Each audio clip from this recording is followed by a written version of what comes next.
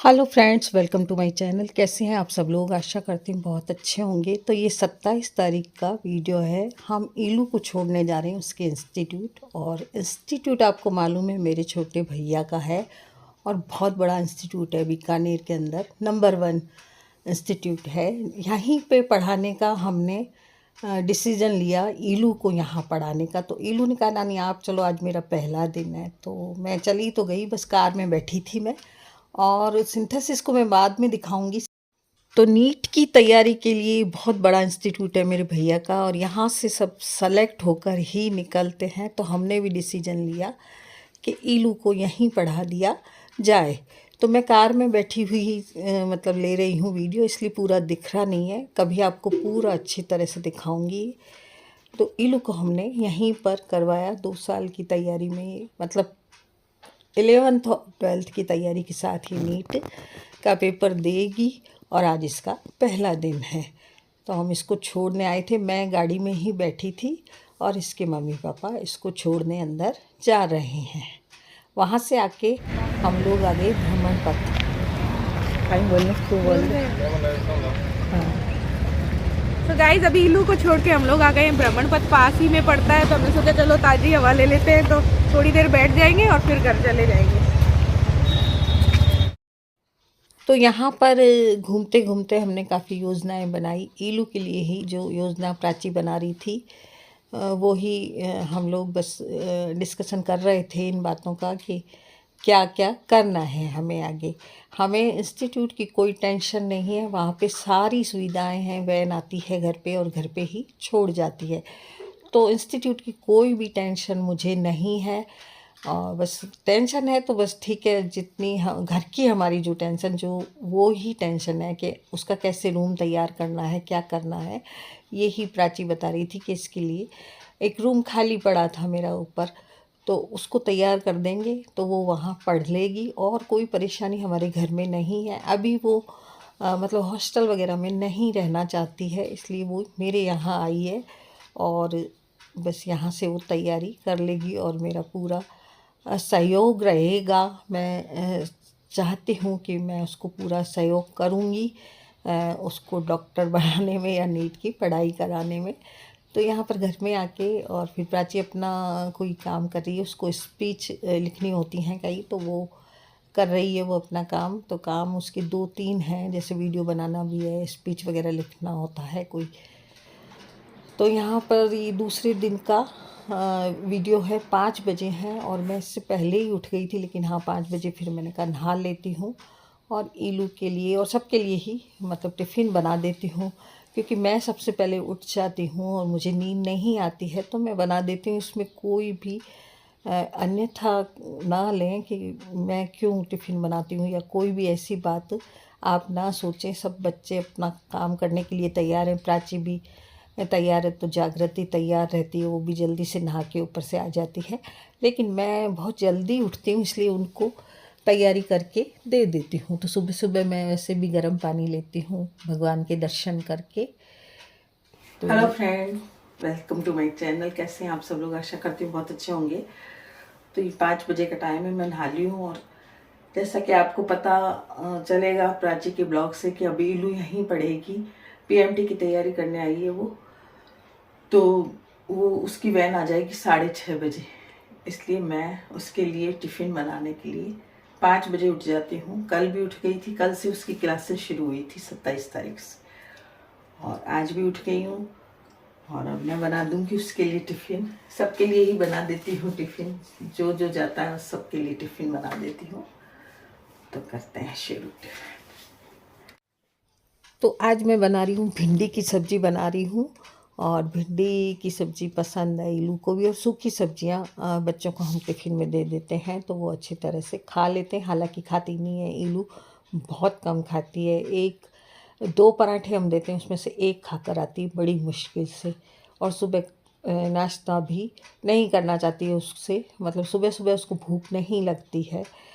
तो बस मैं भिंडी की सब्ज़ी थोड़ी सी बनाऊंगी जो जागृति भी ले जाएगी और ईलू भी ले जाएगी। तो बस यही सोच रही हूँ कि आगे की योजनाएं को कैसे बिठाना है। मतलब हालांकि मैं जल्दी उठ जाती हूँ और मेरी आदत है कि मैं नहा कर किचन में आ जाती हूँ। आपको मालूम है 6 साल से मैं यूट्यूब में हूँ और मैं उठती जल्दी हूँ। तो मास्टर जी और मैं दोनों ही जल्दी उठा करते थे। मास्टर जी भी बहुत जल्दी उठ जाते थे, तो मैं भी उठ जाती हूँ और मैं अपना काम शुरू कर देती हूँ। इसमें बच्चों को मैं बिल्कुल भी दोष देना नहीं चाहती हूँ, वो सब भी उठते हैं अपने काम करने के लिए, लेकिन मैं 4 बजे से उठ जाती हूँ, नींद खुल जाती है, तो फिर मैं बैठ के क्या करूँ, तो मैं अपना काम शुरू कर देती हूँ। इससे मैं ये चाहती हूँ कि मैं हेल्प दे दूँ बच्चों को, अपने बच्चों को थोड़ी सी हेल्प कर दूँ, उसके बाद वो संभाल लेते हैं सारा। जागृति आएगी नीचे, वो संभाल लेगी सारा।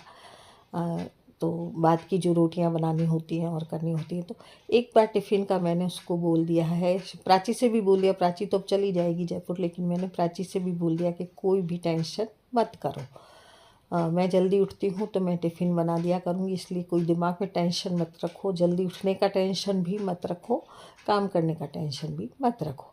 तब हाउस हेल्पर आती है, इसलिए बर्तन सारे इकट्ठे रहते हैं, रात को इकट्ठे करके रखने पड़ते हैं।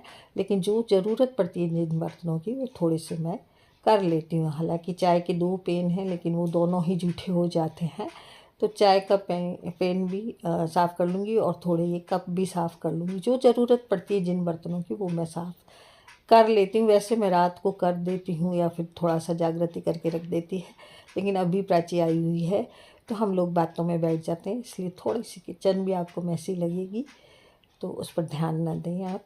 और बस, नहीं तो हम ये चीज़ें रात को करके रख देते हैं, जिससे सुबह हमें कोई परेशानी ना हो। हम टिफ़िन वगैरह भी धो के रख देते हैं, तो चाय के कप भी धो के रख देते हैं।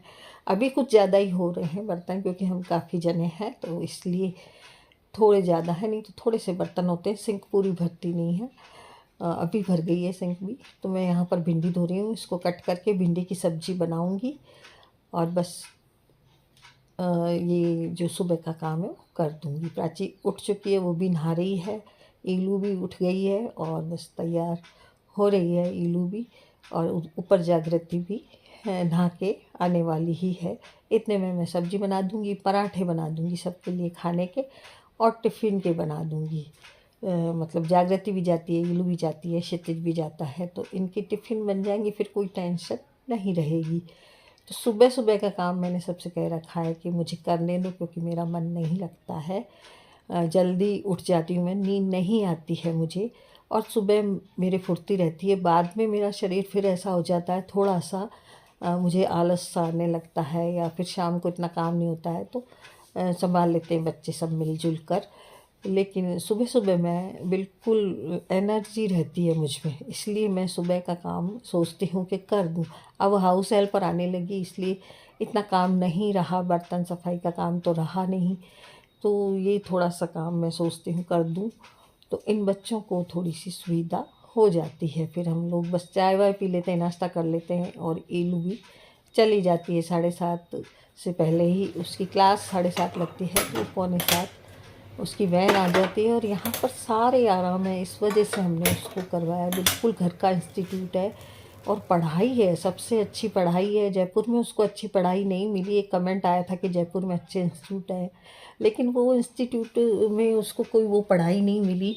पैसा भी लग गया और कुछ भी ऐसा उसको नहीं हुआ महसूस, तो वो बोली कि मैं तो सिंथेसिस ही जाऊंगी।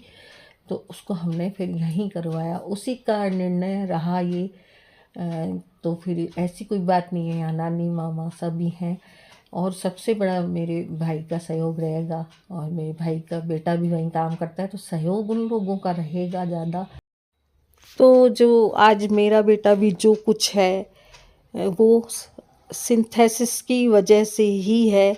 वहीं पढ़कर जो भी उसने हासिल किया, वो वहीं पढ़कर हासिल किया है।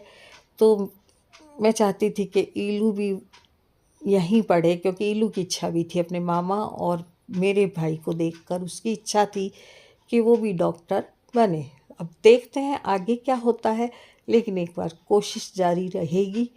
और इंस्टीट्यूट के बारे में मैं आपको ज़रूर बताऊंगी। अगर आप लोग भी चाहते हैं करवाना तो ज़रूर कराएं। बीकानेर में सबसे बड़ा इंस्टीट्यूट है ये, जहाँ से बहुत से बच्चे कुछ बनकर ही निकलते हैं, और मैं हमेशा शुक्रगुजार रहूँगी इस इंस्टीट्यूट की कि आज मेरा बेटा जो कुछ है वो इस इंस्टीट्यूट की वजह से ही है। तो बस यहाँ पर मैं अब टिफ़िन की तैयारी कर रही हूँ। और आज एक दुख की बात और हुई है कि मेरी बुआ की लड़की जो थी उसकी डेथ हो गई 27 तारीख को, और मुझे अभी जाना है, इसलिए मैं सोच रही थी कि मुझे 8 बजे जाना है तो मैं कुछ काम इन बच्चों के लिए करके जाऊं। तो थोड़ी सी हेल्प करके जा रही हूँ बच्चों की, क्योंकि मुझे वहाँ जाने के बाद 2-3 घंटे लग जाएंगे और मेरा मन बहुत ज़्यादा दुखी है। कल से मैं रो रही हूँ मेरी बहन के लिए कि मैं बचपन से ही हम बहुत साथ में रहे और सगी बहनों की तरह रहे। मेरी बुआ की लड़की थी वो, और हम लोग कभी सोचते ही नहीं थे कि हम सगी बहनें नहीं हैं। हम तो सगी बहनों की तरह ही रहते थे। मेरे कोई बहन नहीं थी, मैं उसके साथ ही रहा करती। वैसे बहुत दुख की बात है, आज आपको एक दुख की बात बता रही हूँ कि मेरी बहन बुआ की लड़की, उनकी डेथ हो गई है। छोटी है, मेरे से छोटी थी, तो मुझे वहाँ भी जाना है आज। तो मैं सोच रही हूँ थोड़ा काम मैं निपटा दूँ, थोड़ा जागृति कर लेगी, फिर पीछे से प्राची संभाल लेगी, क्योंकि मेहमान घर में आए हुए हैं तो काम तो उनका ही है। तो पीछे से प्राची सारा संभाल लेगी, कुछ अभी जागृति कर लेगी, कुछ मैं कर देती हूँ। तो वहाँ जाना है और मेरा मन बिल्कुल ख़राब है, बहुत ज़्यादा दुखी हूँ मैं। बचपन से हम साथ में रहे हुए थे। तो बताऊंगी हम दोनों की कहानी, हम बहनों की कहानी भी आपको बताऊंगी कि बचपन से हम साथ में बहुत रहे, बिल्कुल सगी बहनों की तरह रहे। कोई बैर भाव नहीं था हम लोगों के दिमाग में। तो वो गई तो मैं बहुत दुखी हूँ। मिलती हूँ फिर आपसे, या तो मैं वहाँ जाके आऊँगी फिर मिलूँगी आपसे। आज मैं बहुत दुखी।